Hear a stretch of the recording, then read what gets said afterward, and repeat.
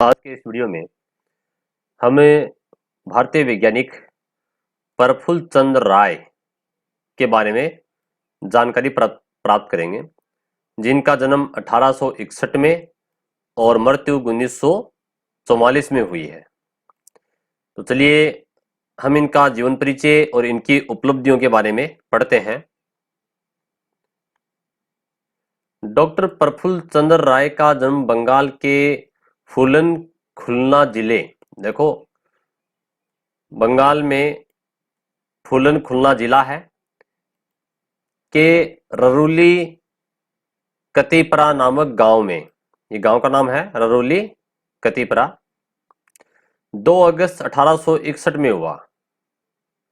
उनके पिता हरिश्चंद्र राय मध्यवर्ती के संपन्न गृहस्थ तथा फारसी के विद्वान थे। इनके पिताजी जो है वो फारसी भाषा को जानते थे। फारसी एक भाषा है, फारसी लैंग्वेज के बारे में बोलना लिखना समझना आदि वो जानते थे। उन्होंने अपनी स्कूली शिक्षा क्रमशः, यानी कि अपने स्कूल की जो एजुकेशन है वो क्रमशः का मतलब पहले कहाँ की, उसके बाद में कहाँ, फिर कहाँ, तो गांव के मॉडल स्कूल, उसके बाद में कलकत्ता के सुप्रसिद्ध हेयर स्कूल और उसके बाद में अल्बर्ट स्कूल से प्राप्त की। ये स्कूल एजुकेशन है उनकी। 1879 में एंट्रेंस परीक्षा पास करके, एंट्रेंस परीक्षा का मतलब कॉलेज के अंदर जो दाखिला होता है, जो एडमिशन होता है, उसके लिए एक पहले पेपर लगता है कि एग्जाम लगती है, एक टेस्ट लगता है। उस टेस्ट में जो पास होता है तो उन नंबरों के आधार पर ही कॉलेज में एडमिशन होता है। तो उस एग्जाम को, उस टेस्ट को एंट्रेंस टेस्ट या एंट्रेंस एग्जाम कहते हैं। ठीक है, प्रवेश परीक्षा। एंट्रेंस जो शब्द है ये अंग्रेजी का है, हिंदी में इसको प्रवेश परीक्षा कहते हैं। तो उन्होंने ये प्रवेश परीक्षा पास की और कॉलेज की पढ़ाई जो है वो मेट्रोपॉलिटन इंस्टीट्यूट में आरंभ की, यानी कि ये जो कॉलेज है उसके लिए उन्होंने एंट्रेंस एग्जाम को पास किया। पर विज्ञान विषयों के अध्ययन के लिए प्रेसिडेंसी कॉलेज जाना पड़ता था, यानी कि क्योंकि ये साइंस से पढ़ना चाहते थे इसलिए उनको वहां जाना पड़ता था उस समय। सन 1882 में गिलक्राइट्स छात्रवृत्ति प्रतियोगिता की परीक्षा में सफल होने के कारण एडिनबरा विश्वविद्यालय में दाखिल हुए। यानी कि गिलक्राइट्स छात्रवृत्ति प्रतियोगिता एक एग्जाम होती है, परीक्षा होती है, अगर वो पास कर लेते हैं तो स्टूडेंट्स को छात्रवृत्ति मिलती है। छात्रवृत्ति यानी कि स्कॉलरशिप, रुपये मिलते हैं। ठीक है, तो इनका दाखिला वहां हो गया और कहाँ हो गया? एडिनबरा विश्वविद्यालय में। इनके सहपाठियों में रसायन के सुप्रसिद्ध विद्वान, अब इनके साथ जो इनके जो सहपाठी का मतलब है क्लासमेट, इनकी क्लास में जो पढ़ने वाले जो छात्र थे उनमें कौन कौन थे? एक तो थे professor James walker, FRS Alexander Smith तथा हफ मार्शल आदि थे। यानी कि ये बहुत ही बड़े प्रसिद्ध वैज्ञानिक हुए हैं जो इनके क्लास में साथ पढ़ते थे। इनके संपर्क से रसायन शास्त्र की ओर इनका झुकाव हुआ, यानी कि केमिस्ट्री में, रसायन विज्ञान के अंदर इनकी भी लगन और रुचि उत्पन्न हो गई।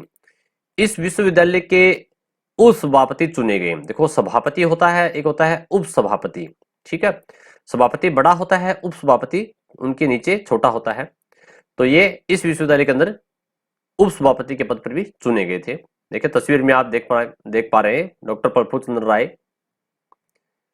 भारत वापस आने के पश्चात, जब ये भारत वापस आए अपनी पढ़ाई लिखाई करके के पश्चात, प्रेसिडेंसी कॉलेज में असिस्टेंट प्रोफेसर के सामान्य पद हेतु नियुक्त हुए। यानी कि इस कॉलेज के अंदर वो प्रोफेसर, एक प्रकार से लेक्चरर या व्याख्याता पढ़ाने वाले। ठीक है ना, कॉलेज में जो लेक्चरर होते हैं, जो पढ़ाते हैं, व्याख्याता, उन्हें अपन प्रोफेसर कहते हैं। और प्रोफेसर के पहले होता है असिस्टेंट प्रोफेसर, यानी कि सहायक। ठीक है, असिस्टेंट का मतलब होता है प्रोफेसर का सहायक। ठीक है, तो सबसे पहले ये असिस्टेंट प्रोफेसर बने, उसके बाद में प्रमोशन होता है तो वो प्रोफेसर बन जाते हैं। जबकि उनसे कम योग्यता के अंग्रेज ऊंचे पदों और कहीं अधिक वेतनों पर उसी कॉलेज में नियुक्त थे। अब इनके साथ क्या हुआ? इनसे जो कम नंबर वाले थे, कम पढ़े लिखे थे, वो तो ऊंचे पदों के ऊपर नियुक्त हुए, जबकि ये होशियार थे, उसके बाद में भी इनको तनख्वाह कम मिलती थी और इनका पद नीचा था।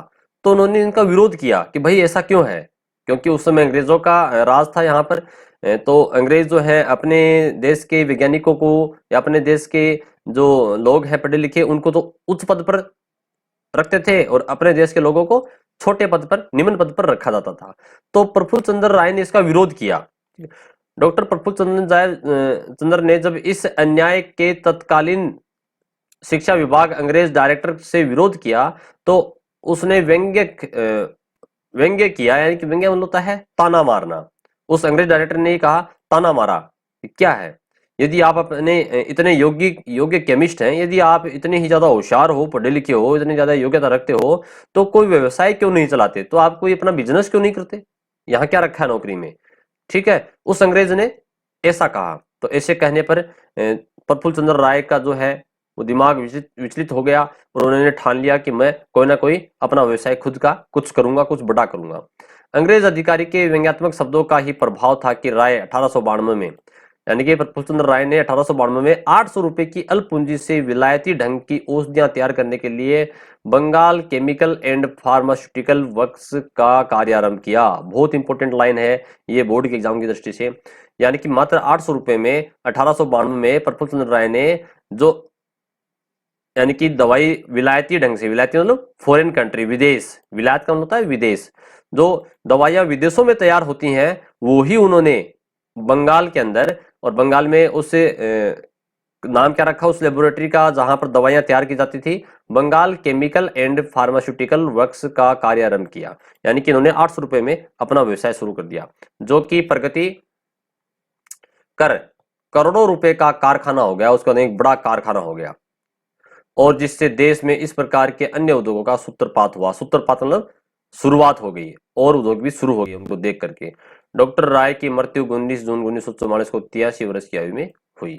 तो इस प्रकार से इस वीडियो में हमने भारतीय वैज्ञानिक प्रफुल्ल चंद्र राय, जो कि एक रसायन शास्त्री थे, यानी कि केमिस्ट थे, केमिस्ट्री के बारे में अच्छा ज्ञान रखते थे, उनके बारे में, उनके जीवन परिचय और उनकी उपलब्धि के बारे में जानकारी प्राप्त की। धन्यवाद।